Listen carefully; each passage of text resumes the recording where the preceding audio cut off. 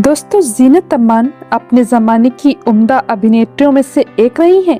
Acting से लेकर boldness तक जीनत अमान का कोई जवाब नहीं था। जीनत 70 और 80 के दशक की सबसे चर्चित अभिनेत्री थी, जिनके किस्से हेडलाइन में छाए रहते थे। जीनत अमान की जिंदगी यूं तो खुली किताब थी, लेकिन कुछ बातों से तो आप भी पक्का अनजान होंगे। 19 नवंबर साल 1951 को मुंबई में जन्मी जीनत अमान की मां वर्दनी हिंदू थी। वहीं इनके पिता अमानुल्लाह खान एक मुस्लिम थे। जीनत के पिता हिंदी सिनेमा के मशहूर स्क्रीन राइटर थे, जिन्होंने मुगले आजम और पाकीजा जैसी ब्लॉकबस्टर फिल्में लिखी हैं। वह स्क्रीन राइटिंग हमेशा अमान नाम से लिखते थे, इसीलिए जीनत ने भी अपना सरनेम खान की बजाय अमान लिखना शुरू कर दिया और इसी नाम से मशहूर हो गई। जीनत अमान ने अपने पिता अमानुल्लाह खान को 13 साल की उम्र में हमेशा के लिए खो दिया था। वहीं पिता के देहांत के बाद इनकी मां ने हेंज नाम के एक जर्मन व्यक्ति से शादी कर ली और जर्मन नागरिकता प्राप्त कर ली।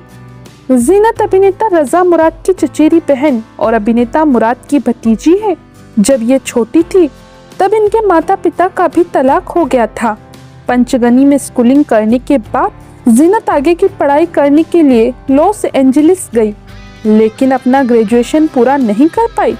इसके बाद उन्होंने भारत वापसी की और एंटरटेनमेंट की दुनिया में कदम रखा। फिल्मों से पहले जीनत अमान का मॉडलिंग की दुनिया में सिक्का चलता था। यह फेमिना मिस इंडिया प्रतियोगिता की दूसरी उप विजेता रही है, जिसके बाद इन्होंने साल 1970 में मिस आइसा पैसिफिक का खिताब जीता। जीनत यह खिताब पाने वाली पहली दक्षिण एशियाई महिला है। मगर क्या आप जानते हैं कि जीनत अमान ने अपने एक्टिंग करियर की शुरुआत हिंदी नहीं बल्कि इंडो फिलिपिनो ड्रामा से की थी। जी हाँ, यह फिलिपिना डायरेक्टर लमेंट्रो वी एवेलेना के निर्देशन में बनी साल 1970 की drama thriller the evil within में पहली बार नजर आई थी। जीनत अमान के साथ लीड रोल में देवानंद भी थे। हालांकि फिल्म कमर्शियली अनसक्सेसफुल रही। इसके बाद साल 1971 में आई फिल्म हलचल से जीनत अमान ने बॉलीवुड में अपना करियर शुरू किया और छोटा सा रोल प्ले किया। इसके बाद ये साल यानी साल 1971 में फिल्म हंगामा में नजर आई। जीनत अमान के करियर की ये दोनों ही फिल्में बॉक्स ऑफिस पर औंधे मुँह गिरी। फिर जीनत के करियर के लिए मील का पत्थर साबित हुई देवानंद की फिल्म हरे रामा हरे कृष्णा। ये फिल्म भी इसी साल 1971 में रिलीज हुई थी। इस म्यूजिक ड्रामा फिल्म ने जीनत की किस्मत चमका दी। यह हिंदी सिनेमा की टॉप एक्ट्रेसेस में गिनी जाने लगी और 70 और 80 के दशक में जीनत सबसे ज्यादा कमाई करने वाली अभिनेत्रियों में से एक थी। हरे रामा हरे कृष्णा फिल्म का दम मारो दम सुपरहिट गानों में गिना जाता है, जो आज भी सदाबहार गानों की लिस्ट में शुमार है।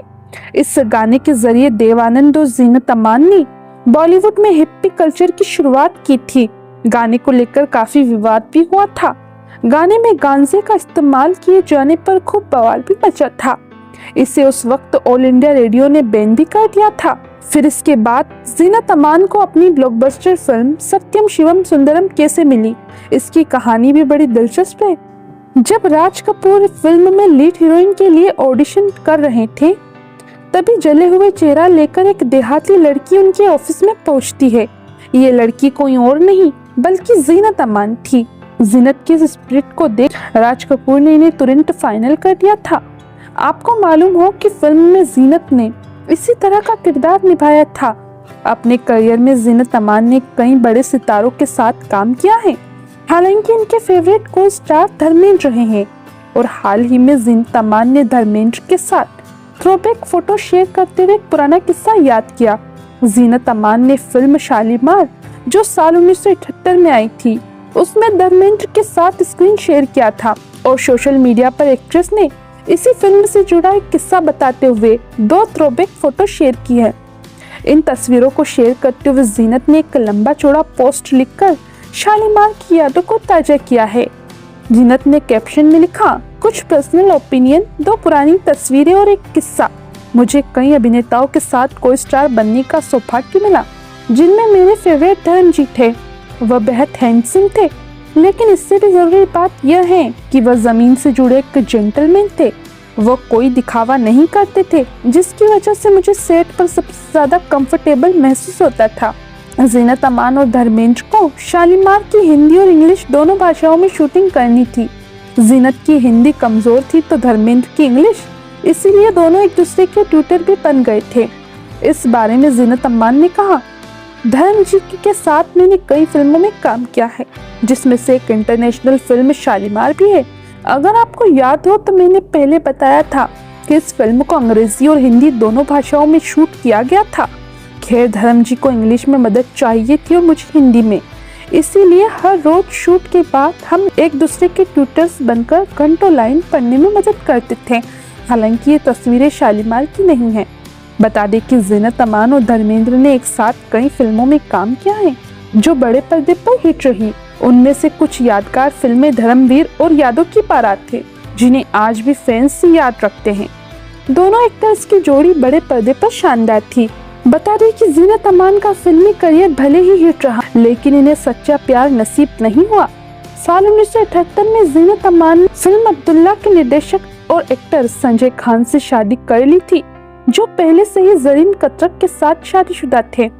खैर जीनत और संजय एक साल बाद अलग हो गए। दोनों का रिश्ता बुरे नोट पर खत्म हुआ था। कहते हैं कि संजय जीनत के साथ मारपीट करते थे। एक बार मुंबई के एक होटल में अपनी पत्नी जरीन के साथ पार्टी कर रहे संजय खान ने जीनत को बुरी तरह पीटा था। इसकी वजह से जीनत की आंखों पर चोट लग गई थी, जिसकी वजह से जीनत को पिटोसिस हो गया था। और आपको बता दे कि जीनत ने बीते साल अपनी आंख का इलाज भी कराया है। खैर संजय खान से शादी टूटने के बाद जीनत अमान को दोबारा इश्क हुआ और यह बॉलीवुड एक्टर मजहर खान से इश्क कर बैठी थी। और साल 1985 में जीनत अमान ने मजहर खान से शादी कर ली थी, मगर ये रिश्ता भी कुछ ठीक नहीं चला। जीनत ने एक बार खुलासा किया था कि मजहर से शादी करना इनकी जिंदगी की सबसे बड़ी गलती थी। वह इन्हें काम करने नहीं दे रहे थे। साथ ही अभिनेत्री ने उन पर मारपीट का आरोप लगाते हुए शादी के 12 साल बाद तलाक ले लिया था। सिमी ग्रेवाल के शो में जीनत ने बताया था कि मजहर के साथ शादी में यह खुश नहीं थी और इन्होंने जैसे तैसे मजहर के साथ 12 साल बिताए। जीनत ने कहा कि मजहर मुझे बतौर आर्टिस्ट आगे बढ़ने नहीं देना चाहते थे। मजहर चाहते थे कि मैं हमेशा अपने बच्चों के साथ घर पर रहूं। शादी के शुरुआती सालों में ही मुझे एहसास हो गया था कि मैंने अपनी जिंदगी की सबसे बड़ी गलती कर दी है, लेकिन मैंने इसे निभाने की पूरी कोशिश की। मैंने 12 सालों तक रिश्ता निभाने की कोशिश की।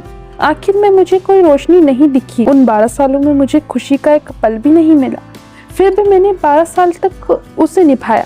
बता दें कि जीनत अमान के तलाक के बाद ही मजहर खान का निधन हो गया था।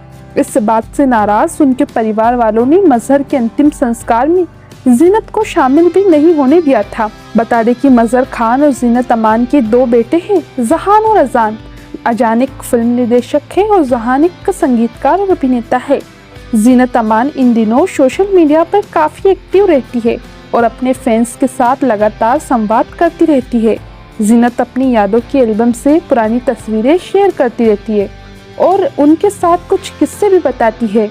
कभी कभी वो अपने पोस्ट के जरिए मोटिवेशनल बातें भी करती है। खैर अब जीनत अमान अपने दोनों बेटों के साथ ही लाइफ स्पेंड कर रही है। हालांकि बीच में इनकी तीसरी शादी की खबरें भी सामने आई थी, लेकिन वो भी ज्यादा देर नहीं चली। जीनत अमान अब 74 साल की हो चुकी है और अब इन दिनों जीनत एक्टिंग भी कर रही है। साल 2025 में यह एक वेब सीरीज द रॉयल्स में नजर आई। इससे पहले इन्होंने फिल्म पानीपत में भी एक अहम किरदार निभाया था। दोस्तों हम अभिनेत्री जीनत अमान की फिल्मों में बेहतरीन भविष्य के लिए दुआ करते हैं और ऐसे ही अपने फेवरेट कलाकारों के बारे में जानने के लिए सब्सक्राइब कीजिए हमारे चैनल सेलेब्स रियल लाइफ को।